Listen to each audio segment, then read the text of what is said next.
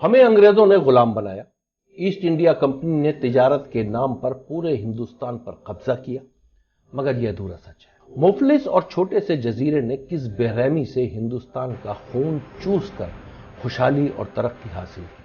تاریخ کی عظیم ترین ڈکیتی، تاج برطانیہ کی سفاکیت، دنیا کی سب سے بڑی دہشت گردی، خونریزی، غازبانہ کردار، مگر جانے کیوں ہمیں صرف اس کی ایک جھلک دکھائی جاتی ہے۔ آئیے جانتے ہیں پوری حقیقت کیا ہے۔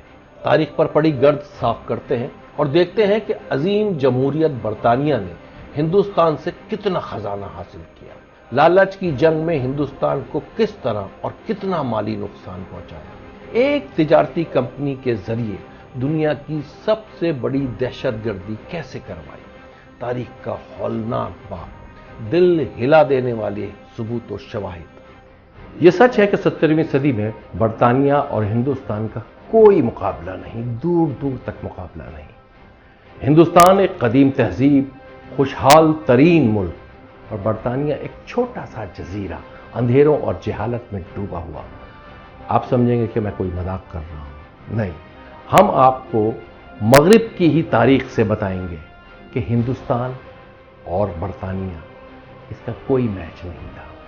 صرف اتنا ہی نہیں، 200 سال متحدہ ہندوستان کی رگوں سے خون چوس کر برطانیہ نے خوشحالی حاصل کی، متحدہ ہندوستان کو اندھیروں میں دھکیل کر روشنی حاصل کی، اور آج برطانیہ دنیا کی بڑی معاشی قوت ہے، بڑا مہذب جمہوری ملک۔ کیا حقیقت ہے، کتنی بھیانک حقیقت ہے، یہ دیکھنا بہت ضروری ہے۔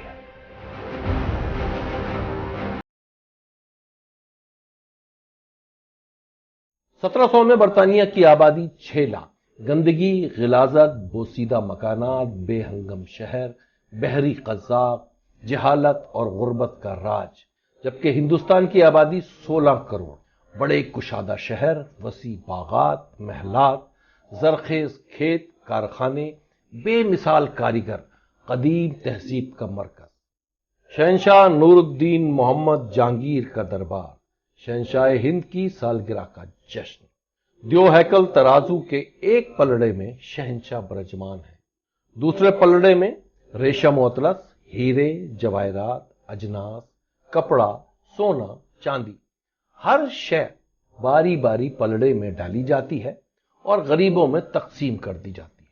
دربار کے ایک کونے میں غریب ملک برطانیہ کا ایک سفارتکار تھامس رو بت بنا کھڑا ہے۔ اسے یقین نہیں آ رہا کہ دنیا کی کسی سلطنت میں اتنی دولت بھی ہو سکتی ہے۔ برطانوی سفارتکار بہت عرصے سے بادشاہ سے ملنے کا طلبگار، مگر رسائی ممکن نہیں۔ بڑی مشکل سے صرف اس جشن میں آنے کی اجازت ملی ہے۔ بلکہ برطانیہ کا سفیر تھامس رو ہمت نہیں ہارتا، پورے 3 سال برطانوی کمپنی کو ہندوستان میں تجارتی حقوق دلانے کی کوشش میں لگا رہتا ہے۔ شہنشاہ جہانگیر سے اجازت نہ ملی، چونکہ برطانیہ ایک چھوٹا سا بے وقت جزیرہ، مغل سلطنت کا کوئی ہمسر نہ تھا، ہمسر تھا تو ایران کی صفوی اور ترکی کی عثمانی سلطنت۔ بہرحال تھامس رو کو کسی نہ کسی ولی عہد شاہ جہاں تک پہنچ جاتا ہے۔ 1618 میں معاہدے پر دستخط ہوتے ہیں۔ اس کے بعد سورت کی بندرگاہ پہ برطانوی کمپنی کو تجارت کرنے کی اجازت ملتی ہے۔ یوں ایسٹ انڈیا کمپنی ہندوستان پہنچتی ہے۔ گو کہ پرتگال اور ہالینڈ کے تاجر یہاں موجود ہیں، مگر برطانیہ ایک ٹھوس اور طویل منصوبے کے تحت ہندوستان پہنچا ہے۔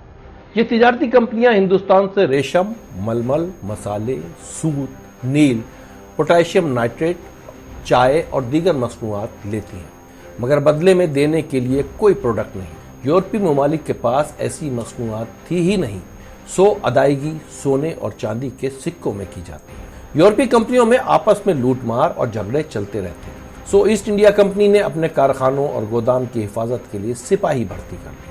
پھر یہ کارخانے اور گودام قلعے بنتے گئے، چوکیداروں نے فوج کی شکل اختیار کر لی۔ رفتہ رفتہ ایسٹ انڈیا کمپنی ان علاقوں میں خوف و دہشت کی علامت بنتی گئی۔ ایسٹ انڈیا کمپنی کی مالی اور فوجی قوت مضبوط ہوئی تو سیاست میں عمل دخل شروع ہو گیا۔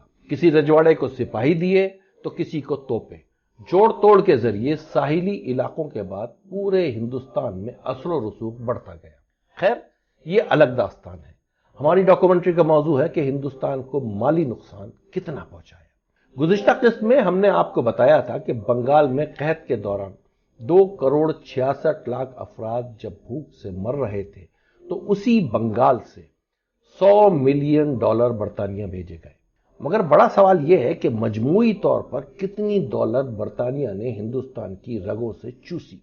یہ حیرتناک انکشاف آگے چل کر کریں گے۔ عظیم فلسفی اور تاریخ داں ول ڈیورا اپنی مارکوتولارا کتاب دا اسٹوری آف سیولائزیشن میں رقم کرتے ہیں، ہندوستان پر برطانوی فتح ایک ٹریڈنگ کمپنی کے ذریعے بغیر کسی قاعدے، قانون، اصول اور ضابطے کے لالچ اور طمع کے لیے قدیم ترین تہذیب کو برباد کر کے منافع کمانے کی بے رحم جنگ، ایک ایسی جنگ جس میں قتل و غارت گری، سازش، رشوت، لوٹ مار، انسان دشمنی سب شامل تھا۔ یہ سب کچھ 200 سال جاری رہا۔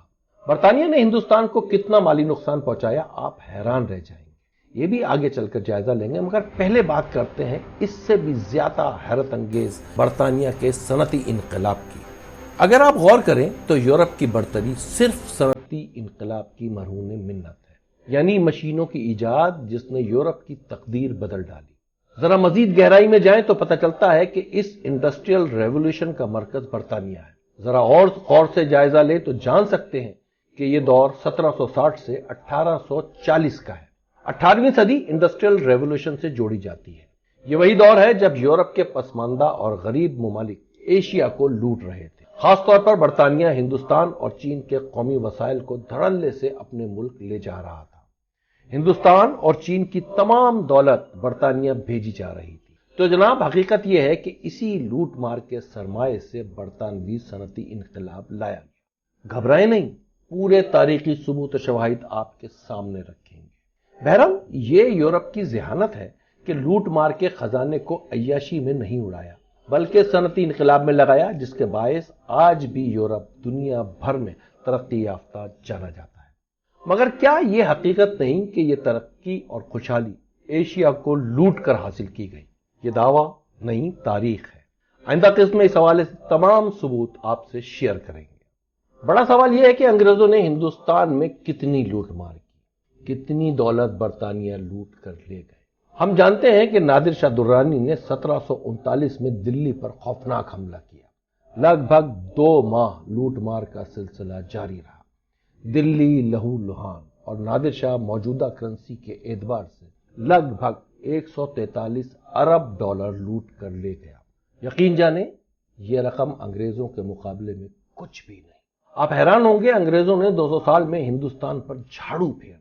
معروف ماہر معیشت منہاز مرچنٹ کی تحقیق کے مطابق 1757 اور 1947 تک انگریزوں نے موجودہ کرنسی کے اعتبار سے تقریباً 30 کھرب ڈالر برطانیہ بھیجے، مگر ششی تھرور اور پروفیسر پٹنائک اس سے اتفاق نہیں کرتے۔ ان کی تحقیق کے مطابق یہ رقم 45 کھرب ڈالر بنتی ہے۔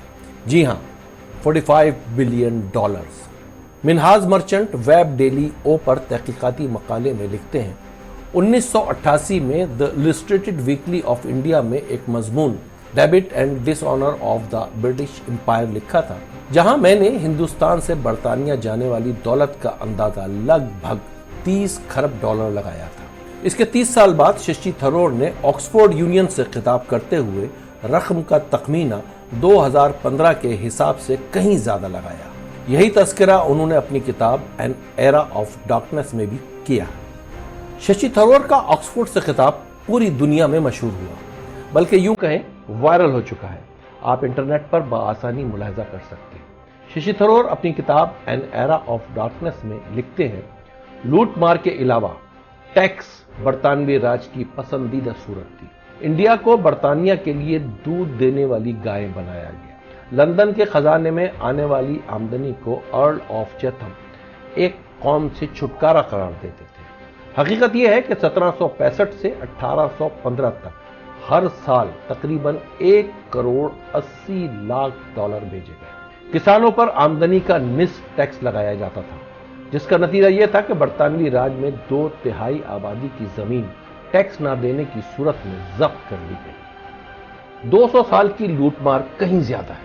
मिनाज मर्चेंट भी शशि थरूर से मुत्तफिक नजर आते हैं। तो फिर बरतानिया ने हिंदुस्तान में लूटमार से कमाया कितना?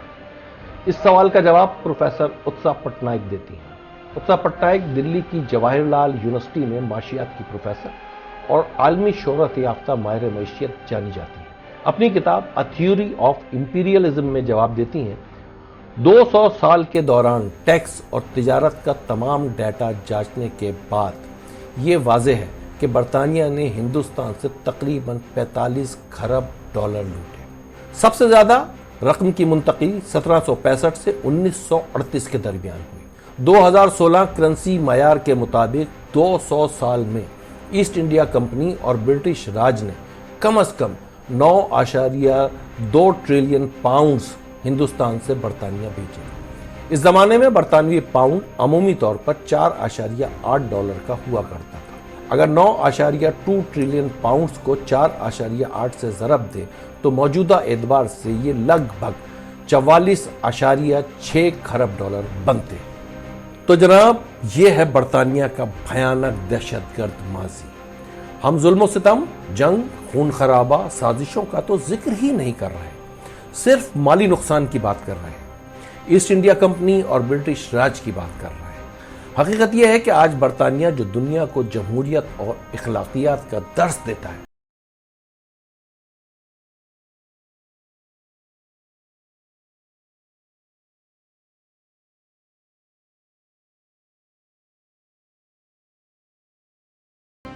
अगले किस्त में आपको बताएंगे कि बरतानिया की सनती तरक्की यानी इंडस्ट्रियल रेवोल्यूशन, सनती इनकलाब, जिसके बायस आज सिर्फ बरतानिया नहीं यूरोप दुनिया की तरक्की याफ्ता ममालिक की फहरिस्त में खड़े हैं। ये सिर्फ और सिर्फ हिंदुस्तान को लूट कर बनाया गया, एशिया को लूट कर बनाया गया। आप इसे मजाक समझ रहे होंगे या कोई तासुब नहीं जनाब। आइंदा किस्त में तमाम तर ठोस हक़ाइक़, सबूत और शवाहिद के साथ आपके सामने रखेंगे। अगर ये वीडियो आपको पसंद आ रही हो तो इसको लाइक करें, शेयर करें। मासूम रिजवी को इजाज़त दीजिए। बहुत शुक्रिया।